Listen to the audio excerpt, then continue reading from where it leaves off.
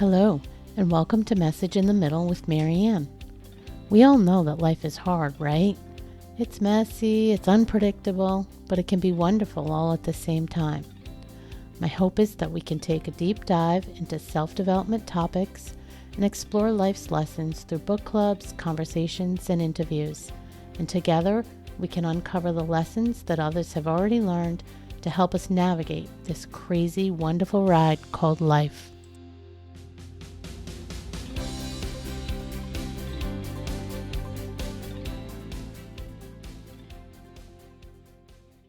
Hello and welcome to Message in the Middle. I'm your host, Marianne, and today we're wrapping up our series focused on learning more about psychic abilities and other non-mainstream modalities that can be used to help us validate our intuition and guide us in all kinds of areas in our life. Joining me for today's conversation is Julie Speetjens. Julie used to be an IT project manager, so definitely outside of the world of woo, but her intuitive abilities spontaneously blossomed in her 40s during her Reiki training. Julie is now a Reiki Master and a Reiki Master Teacher for multiple types of Reiki, as well as a professional psychic medium. She's the creator and host of Soul Journey Sundays, an online psychic fair featuring over 50 intuitive artists from around the world. She's mentored extensively with Tony Stockwell and has had the privilege of studying mediumship at the Omega Institute in New York and the internationally accredited Arthur Findlay College in Stansted, England. Julie's studio is in downtown Colorado Springs, where she teaches psychic and mediumship development, as well as several levels of Reiki certification. She also teaches at Lily Dale in New York,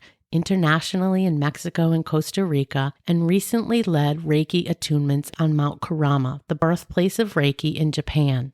As if all that wasn't enough, Julie is also the U.S. PR assistant to Tony Stockwell, a spiritual event coordinator for Maine's Gate Estate, the psychic and mediumship development director for Healing Wheel Wellness Retreats, and has served as the program director for Life Spark Cancer Resources. In her free time, Julie is honored to provide Reiki as a volunteer at UC Health Memorial Hospital in the Outpatient Chemotherapy Infusion Center, as well as for participants in the Life Spark Cancer Resources program. Thank you so much for being here. And boy, oh boy, is that a bio.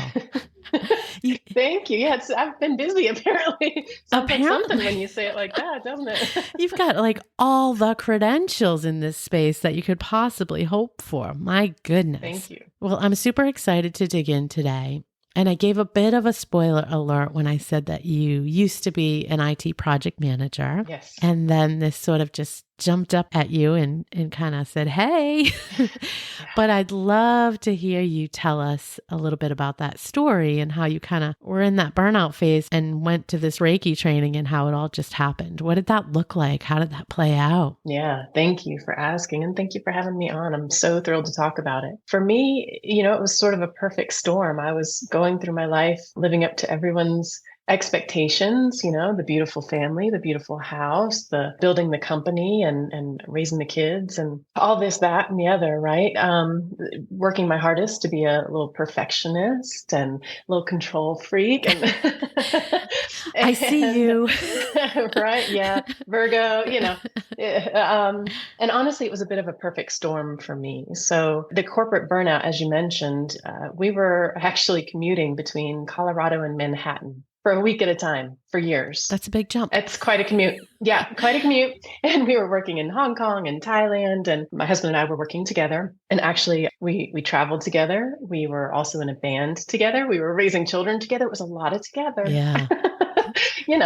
And at the same moment that all of that started catching up to me and my body started screaming at me, I found myself developing a thyroid disorder, an autoimmune disorder. I was developing acid reflux, insomnia, all these food intolerances. And at the same moment, I was born with hip dysplasia, and years of pain finally added up. And the universe put me in a wheelchair to get me to slow down. Yeah, I needed major surgery on both hips. And at the same moment, also, this perfect trifecta came together when my best friend since college was in a tragic car accident and her 8-year-old son was killed. Awful. And not knowing even what an empath was, much less understanding that I was one, walking through that grief journey with her, combined with everything else I had going on, just about put me under. And, God bless him, you take all of this to a general practitioner in the Western allopathic medical setting. And all she had to offer me really was antidepressants. Now, I'm not taking anything away from the miracles of modern medicine. Sometimes we need that to get over a hump, whatever. However, for me, it felt like a Band-Aid. And I didn't want to just chase symptoms around. I didn't want to just have a quick fix. I felt I needed to address the underlying energetic, emotional root causes of my distress, my dis-ease, all of my pain and depression and everything else that I was dealing with. And thank goodness I came upon, or it found me, not quite sure, but Reiki entered my life. And it was one of those, I was very skeptical, as you should be, right? With all new treatments and modalities. 100%. But I could feel it. I could feel it. I could feel the tingling. I could feel the floatiness, the heaviness, the relief, the peacefulness, that theta brainwave state when we get there. It's a little bit magical. It's that out of body feeling, almost like a really good shavasana at the end of a really yummy yoga class. It's that liminal space when you're just falling asleep or just waking up. And because it wasn't just that someone else was telling me it works, it worked for them, I needed to feel it for myself. And so then I was hooked. I was fascinated. Oh my gosh, tell me more. Yeah. And so then, of course, I started my Reiki training. And as you mentioned, about 6 weeks after taking my Reiki Master certification, the mediumship spontaneously opened up. Wow. Like you said, I didn't grow up as a psychic medium. I think a lot of the times people are told, oh, unless you've been talking to spirits since you were 3 years old, you don't have the gift. Yeah. You're not special. Yes. Okay, I think that's ego talking. I think we're all special. And I think anyone who's drawn to it, who's interested in it, can learn it. And for me, Reiki was the key that unlocked it. Wow. I was just performing, Reiki on a friend, and suddenly her mother came to my awareness. And I'd never met her mother in life. I knew my friend well enough to know her mother was in spirit, but that's all I really knew. Suddenly I knew her name started with a P and had 2 syllables. Suddenly I knew she loved houseplants and had given my friend a necklace for her 16th birthday. And I just knew it. And it was out of the blue. And of course I was as shocked as anybody. And I'm standing there, and of course I start arguing with myself, right? Such a human thing to do. What if I'm wrong? Yeah. Right? What if I hurt her feelings? Yeah. What if she doesn't want to be my friend anymore because now I'm weird? I'll need to find someone else to get my toes done with. As I'm doing my Reiki in my head, I'm freaking out. But her mother washed over me with this feeling of pure unconditional love. And I mean, it struck me so thoroughly that tears were just rolling down my face. And that's what gave me the courage, because I thought, wait, but what if I'm right? Who am I to deny them this moment of reunion, this moment of validation of life after death? Let me get out of my own ego way here and be brave. And so after I finished the session, I said to her, I know this sounds crazy, but did your mom's name start with a P? Da, da, da, da, da, da. And of course, her tears just started. And it turned out her mother's name was Pauline. Wow. And she had a whole room in her house dedicated to houseplants. And my friend was wearing the necklace her mother had given her. Wow. So I was hooked. I've been in every class, every mentorship. I've read every book for the past several years. At this point, it's just become my passion and it's my purpose. And it's completely shifted my life around 180 degrees. And I'm so grateful. Wow. What a story. And I sit here and I believe in this stuff, but I still have this piece of me that goes, really? Did it really happen? Like, just like, and you can see my face. So, yeah. And I mean, no disrespect when I'm being fully transparent, but I think a lot of people are in that camp. Oh, yeah. How do you let go and really say, all right, I believe this quote unquote woo, this stuff is real. Like, how do you just fully give into it? That's an excellent question. And honestly, I have needed years of relentless validation. I'll still be sitting in class, listening to my teachers thinking, really? Is this, are we really doing this? Is this really what we're talking about? Like, that's possible. Are you sure? Can we do that? And then sure enough, we go into breakout rooms and we just do it and it works and we can validate it. And we're all sitting there dumbstruck, like anything is possible. I've just come to believe anything is possible. We are divine, eternal soul beings made of energy. We're all connected by energy. We're all healed by energy. And frankly, that energy is full of information. And so learning to tune into it is just as natural as breathing. It's soul to soul communication. We are souls. We're just temporarily housed in these ridiculous meat suits, but it's soul communication from spirit through spirit to spirit, whoever we're working with. It's the most natural thing in the world. So to me, there's no better high. Nothing feels better to me than giving and or receiving a really good reading. I have seen a good reading save people decades of anguish. You can watch the weight lift off of people when you give them evidence of parents, closure, apology, forgiveness. Their children, God forbid, come through. Their fur babies, their pets come through. Animals come through all the time. They're soul beings just like we are. I mean, what greater healing is there, Yeah. I mean, I've heard that from so many people, how they look to get, a sign or have somebody validate or all those things. So I think that totally makes sense. On the flip side, what do you say to people that just don't believe, like still, struggle with what you do? You have family, you have friends, whatever. You went from being this professional corporate straight shooter, to, land of the woo and walking around with, the free spirits. I'm using quotes, but really kind of a pun, right?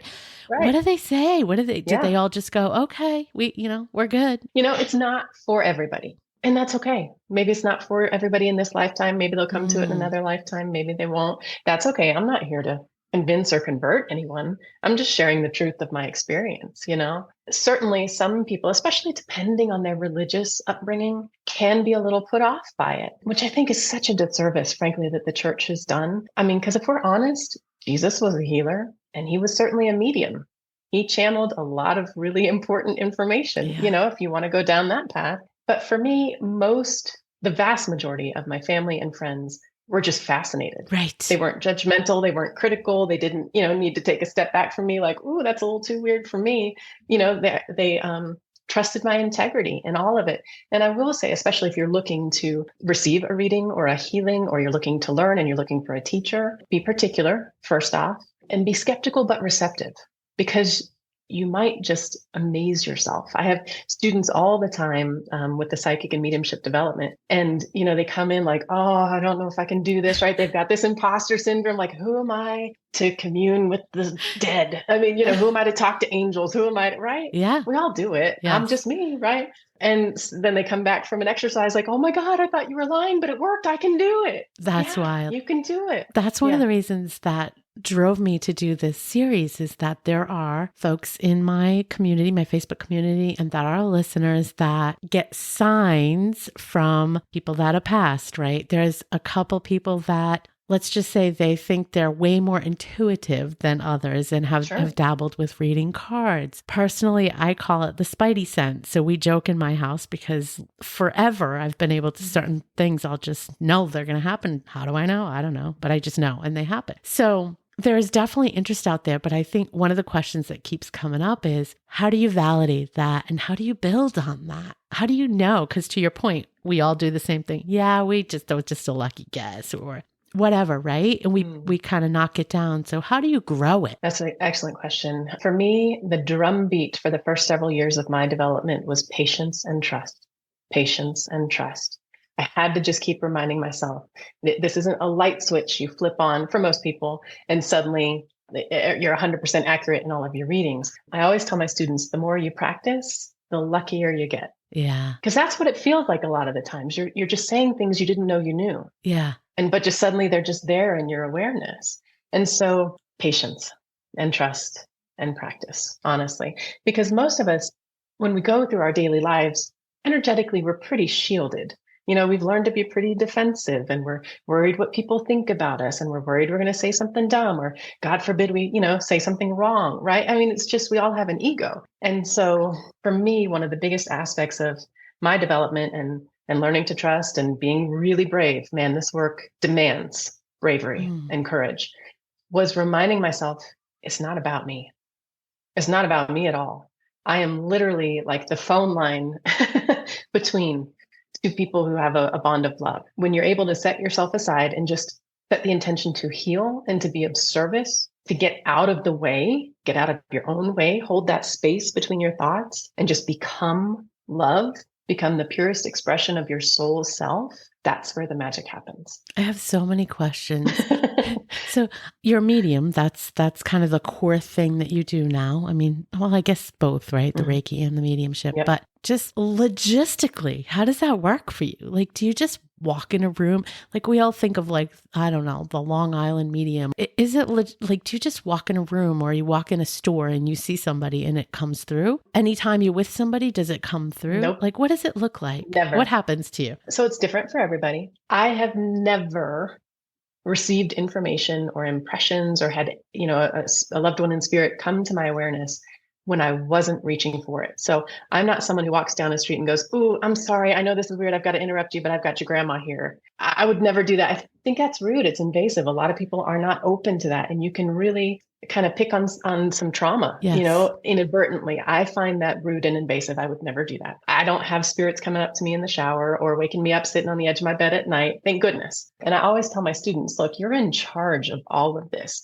In your mind, if you have an on-off switch, an open-close sign, however it works for you. For me, I think normally in my day-to-day life, not only am I walking around, working my to-do list, I'm a bit of a productivity junkie. Admittedly, I think my mind is usually too busy for anything to come through of much significance. Now, I do find sometimes, say I am driving, I will have, inspirations come to me, or if I'm in the shower or, something where my mind is kind of slowed down. Yeah. I will get nudges about things. But for me to do a reading, I have to be very intentional. I always lead my sitter through a bit of a guided meditation. So we're both in that open, shared, yummy, energetic space where we're not worried about the past and trying to control the future. And we're not thinking about all the things we need to do, where we've shifted that energy down and opened up our heart space together, and we set the intention to call in our teams. We all have spirit teams, and I have some phenomenal stories of proof of that, because that was one of those things. I was like, okay, people are telling me we've got spirit guides, and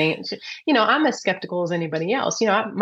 My degree was environmental science. I was raised in a family with a military father. I did not grow up in some hippie commune or something where this sort of thing was encouraged. I had to get over my own hurdles of belief and doubt in all of this. So I have really needed not only relentless validation, relentless evidence and proof. All of that together has combined to any more. I trust. I don't like the word surrender. That feels disempowering to me. But when I go to work, even though it is still, a bit of a trust fall every time, right? Because we're putting ourselves out there. People might think we're nuts. The reading might not go well. It is an art, not a science. No one's 100%. But man, every time we get those validations, I come out of it jazzed up, just excited, like, oh gosh, let's do more. What's next? What's next? And every time I get to work with all of these phenomenal teachers and my colleagues now around the world, they're all so inspiring. They've all been through heartache. They've all been through traumatic loss. They've all been through physical healing journeys. No one that I've ever met in this work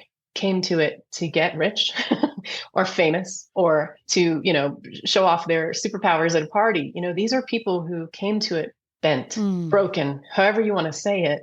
They were looking to heal themselves. And in the process, they let the light in. And now they're turning around to share that with everyone around them. I really like that. I mean, I do think, listen, we got to be honest, there's definitely people out there that probably don't have the best of intentions and may look to take advantage of somebody. But I think you find that anywhere, though. And I agree. To your point, the far and wide majority of people came looking for answers, looking for healing. And like you did, because I've heard that story over and over now as I've talked to people. So it's got to be true. So let's move from mediumship for a minute. And well, wait, let me ask you one more question, because this keeps coming up by people. I know it can be different from everybody based on what you said. Does somebody have to be past a certain amount of time? Like I've heard over and over, and others have heard like, oh, it's too soon. You can't connect with somebody until blah, blah months or whatever. Is that a real thing? I understand the sentiment behind that. For me, that idea of waiting a little while before you get a reading after you've lost someone is more about the sitter,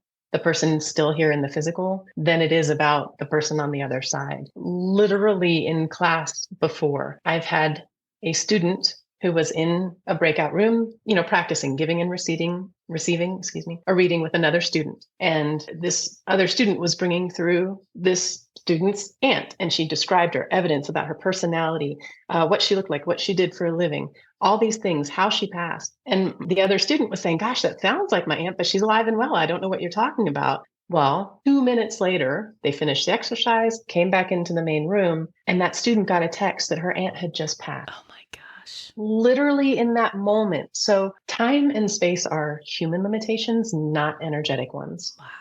That was instantaneous. I don't understand fully the mechanics of that, right? I have a lot of questions when I cross back out of the physical. I can't wait.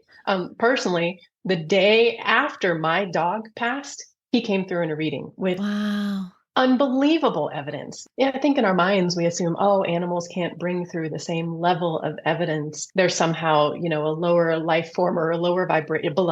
Baloney. I have animals come through all the time, and I've had my beloved animals come through with as much love and detail and significant evidence and messages and encouragement, and as much as any human does. That's wild. It's fantastic. Yeah. So the idea of waiting a little bit is about the sitter, because it is a sort of a three-way communication, if you want to think about it: the reader, the sitter, and spirit. Okay. And it takes the energy of that whole container to really make a good link. And if someone is still freshly grieving, they're still in the throes of really heavy traumatic loss and grief and sadness and despair, it's almost like a cloud around them. They are not energetically available to support the link, if that makes sense. That does make sense. Yeah. Thanks for answering that. Sure.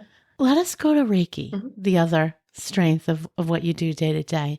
So one of the other things that came up for me on some of these conversations was the ability to do things virtually. Yes. Admittedly, I personally had a hard time grasping how that could work remotely or virtually. But when I talked to pagan chaplain and tarot reader Roncy Reynolds a couple episodes ago, she let me know that it really does work. So I'm going to ask you the same thing, because Reiki is all about the energy. Yeah. You can feel my energy through this computer. We're looking at each other and you can, How does it work, right? Yeah. Isn't that amazing? So I struggled with that. My left brain struggled with that.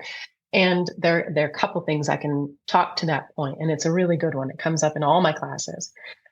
Like I mentioned, time and space are human limitations, not energetic ones. Now, you can say that and you go, okay, sure. But listen, so a few years ago now, I was receiving a reading, and the reader, who was brilliant, started describing my college professor. And really good evidence. And I thought, gosh, she's describing my college professor, but I don't even know that he's passed. And so as she's speaking, I'm Googling. And sure enough, I found his obituary, and he had crossed over 2 months before, but I didn't even know, which I think is also interesting, because sometimes in a mediumship reading, we think, they're reading my mind, or they're reading my energy, or I knew that, so that's how they knew that. They aren't really talking to spirit. Well, I didn't know that. I had no idea he crossed over, for starters. But to be fair, he was the most intelligent man I've ever known. I admired him endlessly. He had a degree in physics from Harvard. He had a degree in literature from the University of Virginia. He wrote all the course textbooks for the college courses I took with him. And he said to me through this medium, I know you've stepped into this healing role, and you're struggling with the idea of distant healing. And he says, the science checks out. Quantum mechanics is amazing. Just trust it. How do you get a medium to say quantum mechanics? Yeah, like what? Mind blown. Like I've been at this for years, and I'm still blown. Like, it gives me chills just talking about it. I mean, I don't know, is that firsthand, secondhand? But I have it on firsthand, secondhand knowledge from the smartest man I ever knew, who says the science checks out, just trust it. And that's good enough for me, paired with hundreds of distant healing sessions, and probably thousands at this point of distant readings. Because honestly, during COVID, of course, not only could we not do readings in person, certainly, but working with LifeSpark, with people going through, their cancer journey, going through chemotherapy, gosh, talk about an immunocompromised population. You couldn't get anywhere near them. Well, when you get a diagnosis like cancer, you're suddenly open to anything that will help. I'm not saying you're desperate, but you're open, Yeah. right? And it opened up so many people to this idea that, okay, not only is Reiki a real thing and it will help me, it'll offset the side effects of my chemo. Second off, it works at a distance. And I will say, phenomenally, frequently, the distant sessions are more powerful. So when I'm giving Reiki, I don't always get intuitive impressions about people, but sometimes I do. More often when it's a distant session. And I think it's because all that human stuff is out of the way. We're not thinking, ooh, did I remember deodorant? Ooh, did I brush my teeth? Ooh, are they comfortable? Is the room okay? Right? They're comfortable. They're in their own home. It's Yeah. okay if you forgot deodorant or if you just ate an onion sandwich. I don't know, but all of that is out of the way. It's a purer connection. Do you see? Yeah, it makes sense. Frequently, I will get little intuitive nudges, just enough after a session where I'll ask, do you have scar tissue in your left knee that causes you pain? Oh my God, yeah, I do. How'd you know? Something like that. Or, I felt resentment over your gallbladder. Would you understand that? Yeah, that's about my ex-husband, and I'm scheduled to get my gallbladder out next month. It's been bugging me for years. Something like that is these little nudges, and you can't even really put a finger on it. Did I hear that? Did I sense that? Did I feel it in my body? That happens a lot too. It's just suddenly in your awareness, just enough. You feel confident enough to ask. That's pretty wild. Yeah. So tell me, you mentioned, if I go back, you mentioned in your first session of Reiki yourself, you physically felt this sensation of the energy. Mm-hmm. So tell us, for somebody that has never gotten a Reiki healing session, should you feel something every time you go? Like, how do you know if you got a good one? How do you know if you're with somebody that's really good? What's my sign that this worked? Yeah. Good question. It's going to be different for everybody, and it's going to be different every session, and it'll be different with every practitioner or master that you're working with. So let's start with that idea. It always goes where you need it most. Sometimes you can articulate that and sometimes you can't. So usually it's a whole spectrum of potential experience. So lots of people feel waves of tingles, like when music gives you goosebumps, that sort of electric feeling, Lots of people will, about midway through the session, it's like their arms feel like they weigh 10,000 pounds. Like if you've ever done a hypnosis session and it feels like you couldn't lift them if you had to. You could if you had to, but you just don't want to. Some people feel really light and floaty. Some people have beautiful, colorful, meditative experiences. Some people have a pain come up and then it goes away, or a hot flash or a cold flash. It's a lot of different things. Some people feel nothing, but that doesn't mean it's not working. Healing always happens during a Reiki session, and lots of people fall asleep, which is excellent. I always tell them extra points if you snore. First off, what an incredible compliment. What a trusting thing to be able to fall asleep in front of a stranger. That's not normal. I mean, I appreciate all of this sounds like madness, but really part of the magic of Reiki is that we're helping people shift out of that busy beta brainwave, that fight or flight response that's dumping cortisol in your body. It's wreaking all sorts of havoc.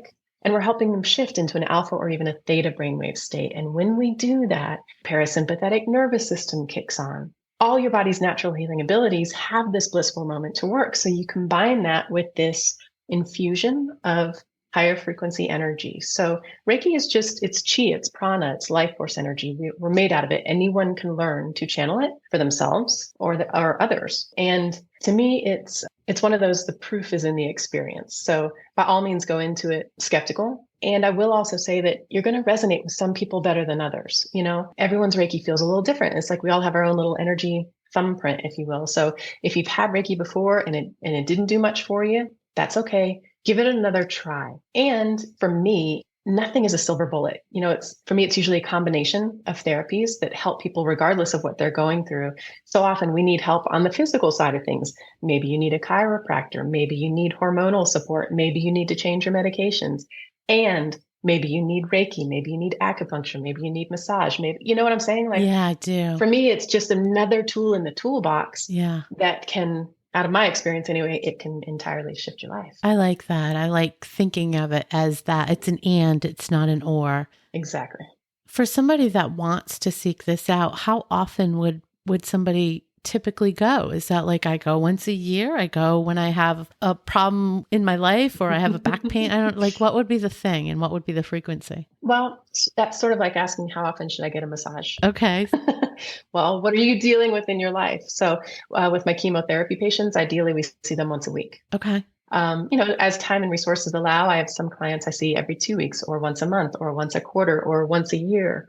Sometimes people, if they're going through a really challenging chapter, they need more energetic and emotional and spiritual support than, those rare unicorns out there where everything's just going perfectly and they feel great, right? Yeah, yeah. So it just depends. It can really differ. That makes sense. You touched on it a little bit, but I did want to give you a moment to talk about Life Spark because it just sounds like a phenomenal opportunity to help people and share your gifts at the same time. So just tell our listeners a little bit about that so they can hear. Sure. Thanks. Yeah. So Life Spark Cancer Resources is a nonprofit organization that has been around for 20 something years. It's based out of Colorado.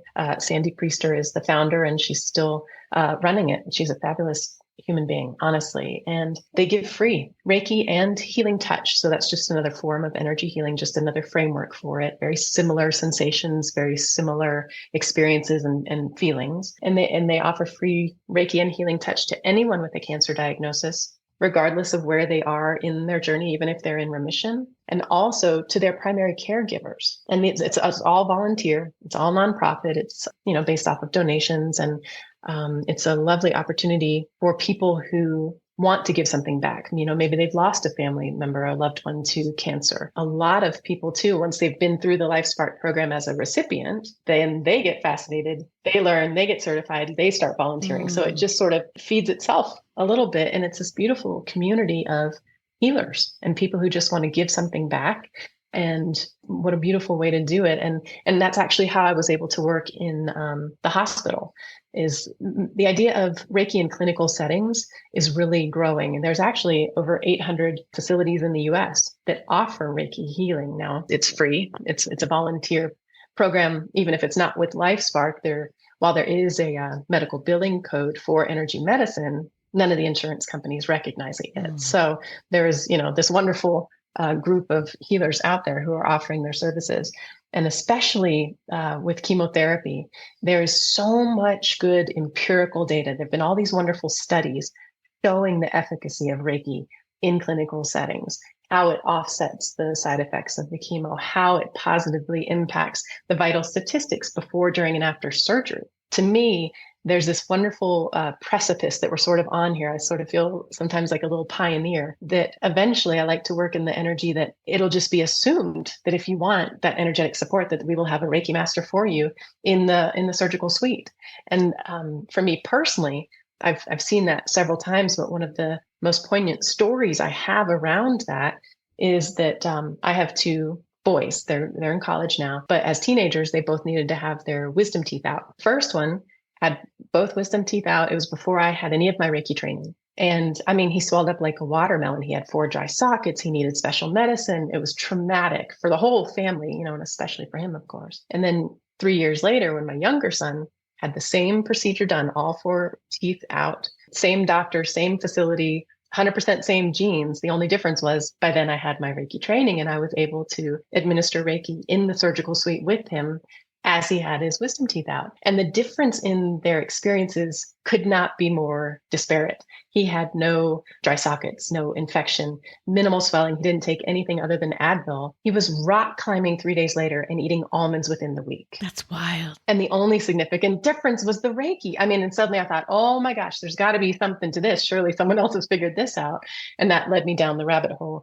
And I found the book Medical Reiki by Raven Keyes. And that's how I got my certified medical Reiki master training, was through the Raven Keyes organization. It's phenomenal, truly. And why wouldn't we want to use every tool in the toolbox, even if it's a little bit out there, Eastern, Western, let's combine them. Let's use everything we can to keep ourselves and the people we love and the medical staff, frankly, gosh knows they need it, supported during these, challenging life events. Yeah, I think you are right and onto something. And I think saying that you're a pioneer in the space, I don't think that's a stretch, because I think my personal opinion is that just like functional medicine, all of this holistic I'll put it in a big bag together. Mm-hmm. I think it's more and more going more and more mainstream. And I think, more and more people are jumping in, even a little bit reluctantly.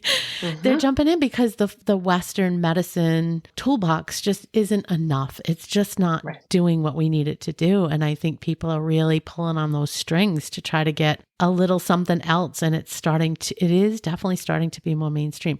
Now, do I think the medical insurances will pick it up? Probably not in our lifetime, if I'm honest, but hopefully by the time our kids are our age, there'll be a change there. But I do think it's getting more and more mainstream. So keep up the good fight. Yeah. But what a great service for those people suffering and in such a time of need. If it gives them any, whatever you want to say, whatever you want to believe, even if it's, let's just say it's in their head, who cares? If it gives them, let's say it's placebo, whatever works. Right. We actually have a whole lot of statistics showing it is much more than just the placebo effect. But yeah, if any of your listeners, if they're on a cancer journey or they know someone on a cancer journey, lifesparknow.org is a fabulous website. You can go, you can donate, you can receive services, you can volunteer if you're Reiki or Healing Touch certified. Just really a lovely program. And of course, during COVID, with all of the distant sessions, it's spread. It's not just in Colorado. You can be anywhere. I have LifeSpark providers as far away as Portugal. I mean, it doesn't matter. Oh, I love it. Yeah. I love that. And I love the ability to do it remotely because it just opens up the doors to everything.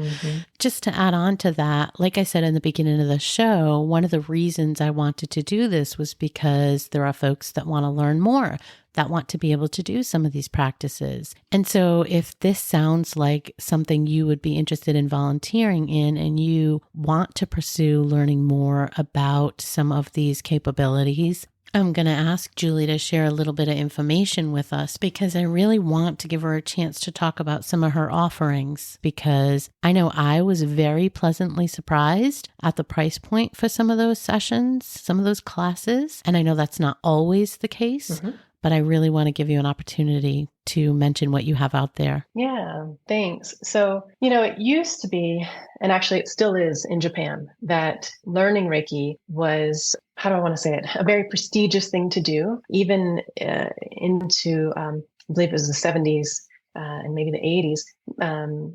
Teachers were charging up to $10,000 to become a Reiki master. It was not many people could do it, right? Whereas in the West now, we've taken this attitude of the world needs all the healers and all the healing it can get. Let's make it approachable. So for a 1-2 class, a weekend, I charge, it's under $500. I think it's $475, something like that. For a Reiki master class, that's a 3-day class and you become certified to teach. So it's a little more. I think it's $975, but certainly better than $10,000, Yeah, for sure.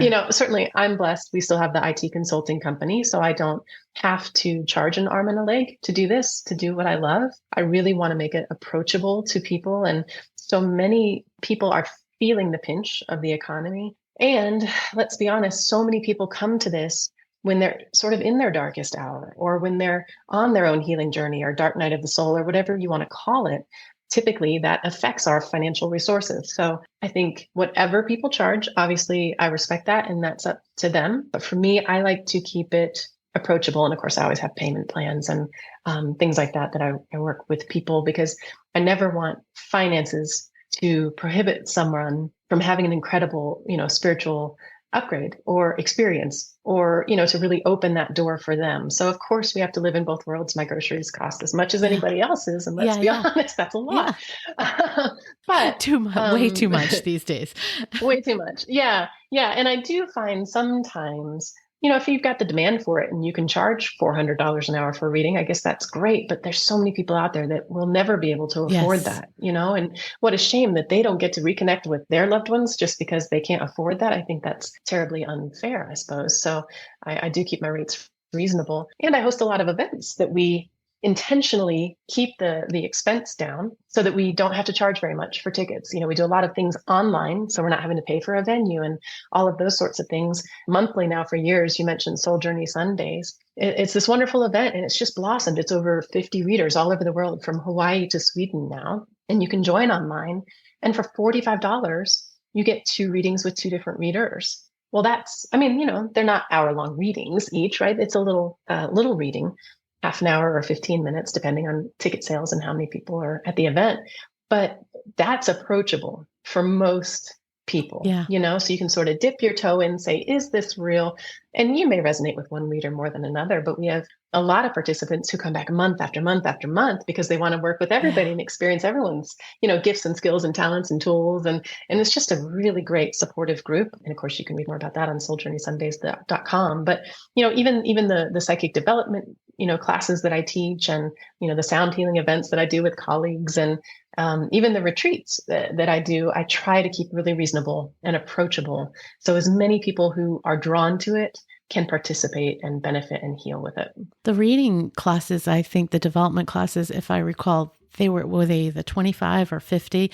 I mean, they were 25 bucks. Like that blew my mind, to be honest with you. So for people that are listening that have an interest that want to see, hey, is this for me? Like, what does this look like? What would this feel like? 25 bucks. Come on. That's a couple coffees. Like, I'm not trying to sell for you, but I'm just saying, like, it is a good spot, a good price point for people that just want to experiment a little bit and may or may not follow it through, but at least you're not throwing away thousands of dollars to try to explore it a little bit. So I really loved that and appreciated that. Thank you. Oh my gosh.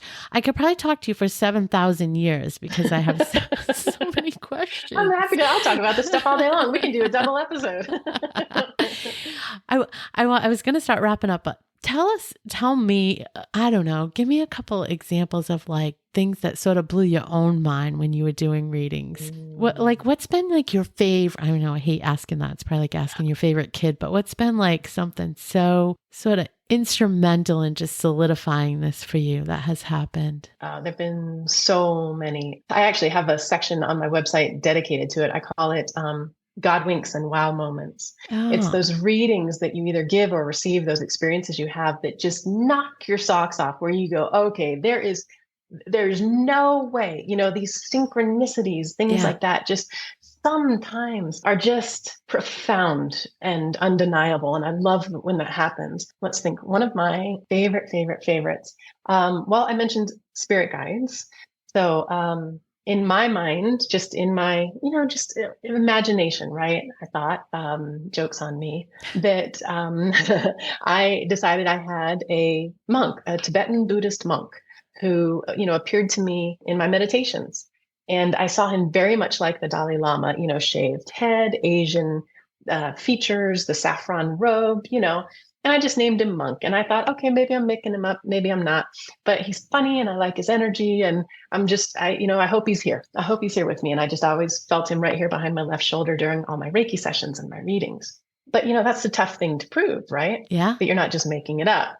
Well, there is a wonderful reader and spiritual artist in the UK named Leanne Higgs.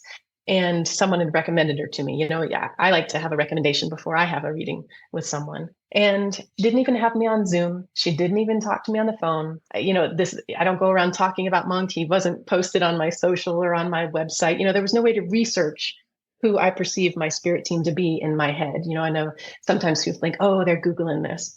For starters, I don't have the time to Google anything about readings I'm doing for people, but I also definitely don't have the desire to do that because I've spent so much time and energy and resources now on learning to do this that I would never do that. But I digress. Anyway, I emailed her. I said, I would love to get a reading. She said, excellent. It's XYZ dollars, whatever it was.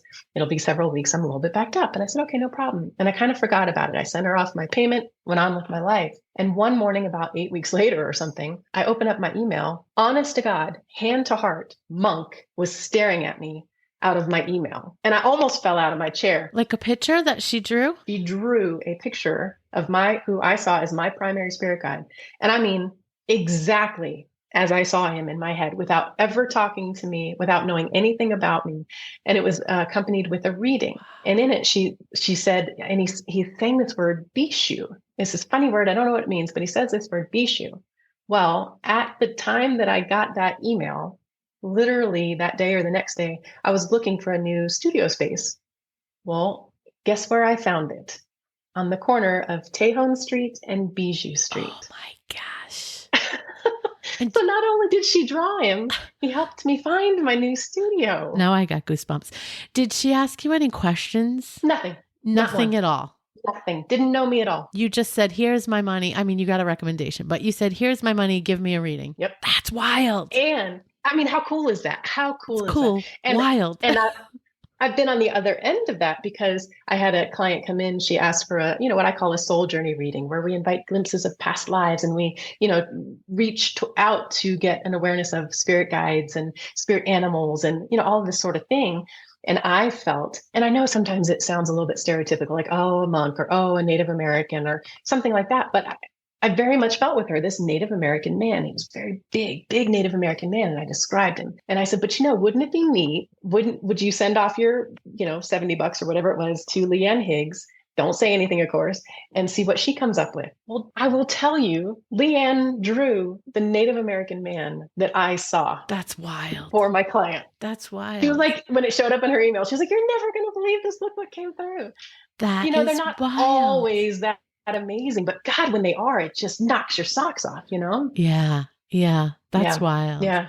You must love, this has to be so much more gratifying than doing IT project management. Yeah, I'm raising my hand, guys. You can't see because, most of you that listen often know that that's what I do. So, But I gotta believe this fills you up, and it's like so opposite side of your brain that it still boggles my mind. I have to be honest, it still boggles my mind that you were able to do that switch. Yes. Well, and part of me wishes, God, I wish I'd started this 25 years ago. Yeah. How much further along might I be? But I also know that everything happens in divine timing. And that's something I've also learned to trust.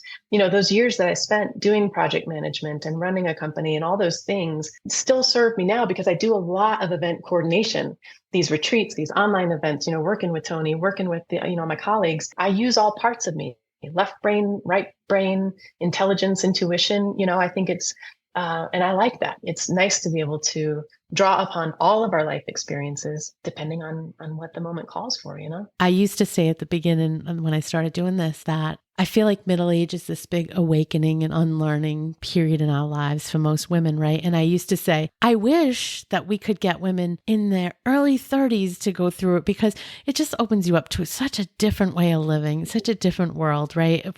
That you just didn't even know you could live that way. Yeah.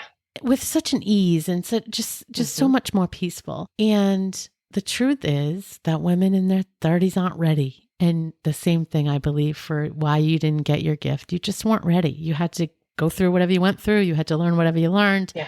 Just weren't ready for it. So timing's everything. I do trust in that very, very much. So we're on the same page. Oh, this has been so fabulous. Yeah. I will put all of your links and ways for people to connect with you in the show notes. I hope people check you out. I love the work you're doing. Thrilled to hear about the cancer patients. No, not the cancer patients, but the work you're doing with the patients to support them. But this has been fabulous. Thank you so much for sharing with us. Yeah, thank you. Anytime. Thanks for having me on. Thank you for listening to this episode of Message in the Middle with Marianne. If you enjoyed the podcast, please take a minute to share it and write a review as it helps bring new listeners to our audience. If you'd like to keep the conversation going between episodes, please join us at Facebook group Message in the Middle with Marianne.